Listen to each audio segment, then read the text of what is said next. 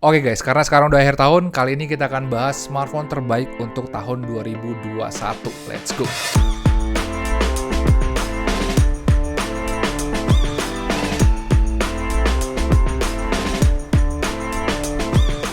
Oke, tahun ini kita udah bahas banyak banget smartphone, kayak yang seru-seru dari 1 jutaan sampai belasan juta udah kita bahas semua. Bisa gue bilang ini salah satu tahun terbaik untuk smartphone karena banyak banget smartphone yang launching dan banyak banget juga smartphone yang seru-seru. Gak cuma smartphone high-end-nya doang yang seru, bahkan HP 2 sampai 1 jutaan juga banyak banget yang seru dan bagus-bagus. Dan setelah cobain hampir semua, kali ini gue menutup tahun ini dengan recap beberapa smartphone yang menurut gue terbaik dan selalu jadi benchmark gue untuk review smartphone di kelas harganya masing-masing. Jadi mungkin yang pertama-tama kita bahas dari yang murah dulu atau yang murah-murah dulu, yaitu untuk kelas mid to low atau budget phone untuk kelas harga 1 sampai 3 jutaan. Sama kayak tahun kemarin, kategori ini juga kandidatnya ada banyak banget guys, karena di Indonesia sendiri yang launching itu bisa sampai 50 HP lebih. Tapi dari dulu sampai sekarang trennya itu masih sama guys, yaitu spec is a king. Banyak yang bilang spek bukan segalanya, tapi karena kategori ini komprominya terlalu banyak, menurut gua smartphone terbaik adalah smartphone yang speknya paling tinggi atau yang paling minim kompromi. Dan smartphone terbaik untuk kategori ini menurut gue adalah trio Redmi, yaitu Redmi 10, Redmi Note 10 5G, dan juga Redmi Note 10 Pro. Dari top 7 brand smartphone di Indonesia untuk harga 1-3 jutaan, menurut gue 3 HP ini adalah 3 HP yang paling minim kompromi. Karena di semua sektornya merata bagusnya, dan itu sulit banget disaingi oleh HP lain yang rata-rata harus ngorbanin salah satu sektor untuk ngedapetin harga yang murah. Tapi beda dengan yang lain, 3 HP ini ternyata nggak kayak gitu guys. Walaupun harganya terhitung murah, tapi spek yang dibawa tetap tinggi. Sampai-sampai mereka terasa kayak turun kelas karena speknya kelewat bagus untuk harganya. Bahkan 3 HP ini selalu jadi benchmark gue untuk review HP lain di harga yang sama. Soalnya kualitasnya memang yang paling bagus di antara yang lain. Jadi untuk kelas harga 1-3 jutaan, menurut gue trio Redmi tadi adalah smartphone terbaik karena mereka emang yang paling minim kompromi kalau dibandingkan dengan yang lain. Tapi ada beberapa smartphone juga yang pengen gue mention untuk kategori ini. Kayak Xiaomi Mi 11 Lite untuk smartphone tercantik, Poco X3 Pro untuk smartphone terkuat, dan Realme 8 5G untuk HP 5G murah terbaik untuk kategori mid to low atau 1-3 jutaan. Mungkin mereka bukan yang terbaik secara overall, tapi bagi gue konsep mereka ini menarik banget. Menurut gue mereka ngebuat kategori mid to low terasa lebih seru dan nggak gitu-gitu aja atau nggak monoton. Jadi menurut gue mereka ini wajib dimention juga. Oke, sekarang kita lanjut lagi ke kategori mid range atau HP-HP yang harganya 4-5 jutaan. Dan sama kayak kategori sebelumnya, di kategori ini juga banyak banget yang launching dan banyak banget yang bagus-bagus karena hampir semuanya nggak ada yang fail. Tapi di antara semuanya bagi gue ada 2 smartphone yang bener-bener stand out karena nggak cuma bagus di spek, tapi mereka juga punya keunikan yang ngebuat mereka itu beda dan lebih keren kalau dibandingkan dengan yang lain. Dan smartphone terbaik untuk kategori ini menurut gue adalah Realme GT Master Edition. Gue pilih Realme GT Master Edition karena menurut gue HP ini value-nya tinggi banget dan bagusnya merata di semua sektor. Kayak dari speknya aja dia udah yang paling maksimal dan paling balance untuk kelas mid range. Dia udah pakai high refresh rate AMOLED, udah pakai Snapdragon 778G 5G, terus kamera 64 megapiksel dan lain-lain. Tapi yang ngebuat dia stand out adalah dia punya chargeran yang super kenceng, desain body yang super keren, plus harga yang cukup terjangkau. Dan itu semua ngebuat gua ngerasa kalau Realme GT Master Edition ini adalah tipe-tipe HP yang cocok jadi daily driver kalau misalkan gue punya budget 4-5 jutaan. Terus satu HP lagi yang layak dapat predikat terbaik untuk kelas mid-range menurut gue adalah Poco F3.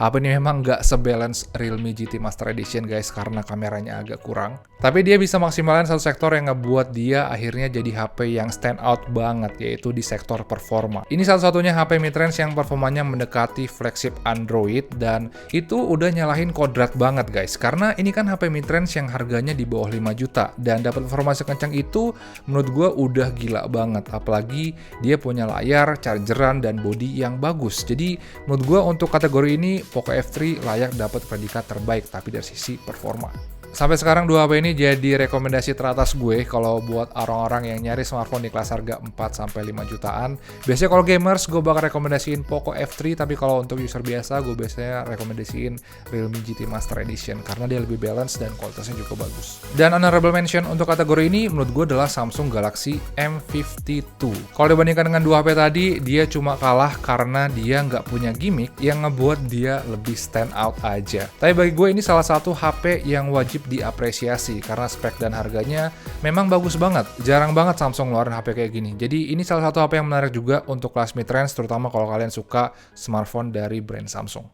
Oke, sekarang kita lanjut ke kategori HP yang harganya 6-9 jutaan atau yang biasa gue sebut sebagai kategori smartphone flagship killer. Bisa gue bilang ini kategori yang paling gak gue suka karena isinya itu adalah smartphone yang nanggung, kayak dibilang high-end bukan, tapi dibilang mid-range harganya kemahalan, jadi kayak setengah-setengah gitu guys. Tapi di kategori ini ternyata ada dua smartphone yang beneran bisa buat gue puas karena racikan speknya itu bagus dan harganya juga mantap. Dan smartphone terbaik untuk kategori ini menurut gue adalah ROG Phone 5. Ini adalah flagship killer terkuat yang hampir semua sektornya punya kualitas setara bahkan bisa melebihi flagship Android. Kayak contohnya dia punya layar paling smooth, speaker yang super bagus, performa yang super strong, baterai yang awet, dan chargeran yang cepet banget. Tapi di luar dari itu, untuk harga 8,8 juta, ROG Phone 5 ini adalah smartphone gaming yang sangat seru. Bahkan gua sering jadiin ini sebagai benchmark untuk nge-review flagship Android, terutama dalam hal performa dan kemampuan multimedianya. Soalnya HP ini memang sempurna banget di dua sektor itu. Jadi wajar banget kalau menurut gue ini adalah flagship killer terbaik.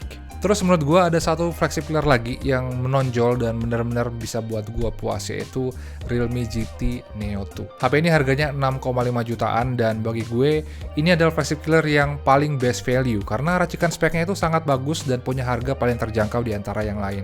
Gue bilang kayak gitu karena overall kualitas dari Realme GT Neo 2 ini cuma satu tingkat di bawah ROG. Tapi yang buat gue suka adalah dia bawa kualitas sebagus itu dengan selisih harga yang lumayan jauh, kayak 2,5 juta lebih murah dari ROG Phone 5. Bagi gue Realme GT Neo ini adalah definisi flagship killer sebenarnya untuk tahun ini karena dia bawa kualitas yang hampir mirip flagship tapi harganya itu benar-benar jauh di bawah flagship. Dan honorable mention untuk kategori ini menurut gue adalah Samsung Galaxy A52s 5G. Bagi gue ini adalah salah satu smartphone yang menarik dan bisa banget ngebantai-bantai di kelas mid-range, tapi sayangnya harganya udah masuk flagship killer dan dapat lawan yang berat-berat, jadi emang agak susah nih kalau disaingin dengan yang lain. Tapi ini tetap salah satu smartphone yang menarik. Oke, sekarang kita lanjut lagi ke kategori berikutnya atau kategori smartphone yang harganya 10 jutaan ke atas atau yang biasa gue sebut sebagai kategori flagship high-end. Jujur aja ini kategori yang paling gue suka guys, karena isinya itu adalah smartphone keren, yang mewah dan juga paling canggih. Dan ini juga kategori yang paling gampang dipilih karena emang membernya atau pilihannya emang cuma dikit. Di Indonesia itu flagship cuma dikit ya, paling nggak nyampe 10 kalau nggak salah. Dan yang terbaik untuk kategori ini menurut gue adalah Samsung Galaxy S21 series. Gue udah coba semua variannya dan akhirnya pilih satu untuk jadi HP utama gue yang udah gue pakai hampir selama setahun belakangan. Walaupun umurnya udah mau setahun, tapi menurut gue Galaxy S21 series ini tetap jadi flagship Android terbaik sampai sekarang. Soalnya selain kualitas hardware-nya mantep, dia juga punya software yang bagus banget.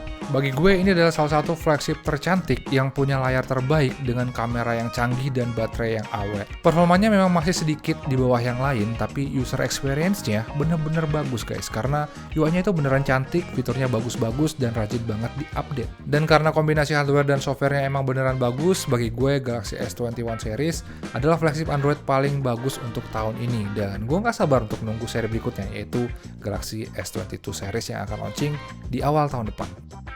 Dan satu flagship lagi yang menurut gue layak untuk dapat predikat terbaik untuk tahun ini adalah iPhone 13 Pro.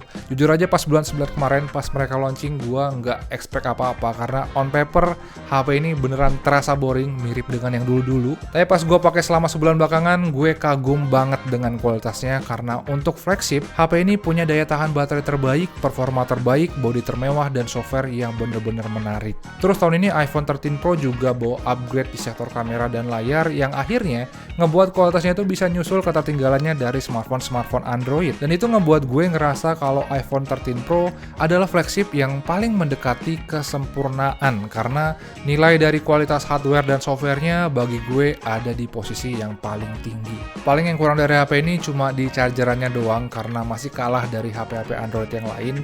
Tapi bagi gue itu sebenarnya nggak terlalu masalah karena charger bawaannya juga masih terhitung oke charging time-nya. Dua HP ini masih gue pakai sampai sekarang karena menurut gue ini adalah dua HP terbaik untuk tahun 2021 dan ini bakalan jadi benchmark gue untuk review flagship yang akan launching di tahun depan. Dan honorable mention untuk kategori ini menurut gue adalah Samsung Galaxy Z Flip 3. Menurut gue ini adalah smartphone yang seru walaupun kualitas kamera dan baterainya masih di bawah yang lain, tapi secara konsep ini adalah smartphone yang sangat-sangat keren dan bisa buat ketagihan apalagi kalau kalian suka dengan konsep smartphone yang beda dari yang lainnya. Oke guys, jadi itu tadi beberapa smartphone yang menurut gue terbaik untuk tahun ini. Kira-kira kalian setuju nggak dengan pilihan gue? Atau ada opsi yang lain?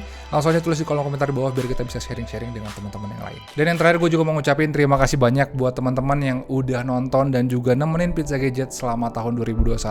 Support dan dukungan kalian bener-bener buat gue semangat ngebuat video, dan mudah-mudahan tahun depan kita bisa seru-seruan lagi dan harusnya sih lebih seru dari tahun ini. Jadi ya mungkin segitu aja video kali ini. Makasih udah nonton dan kita ketemu lagi ya guys ya di tahun 2022. Selamat tahun baru. Ciao.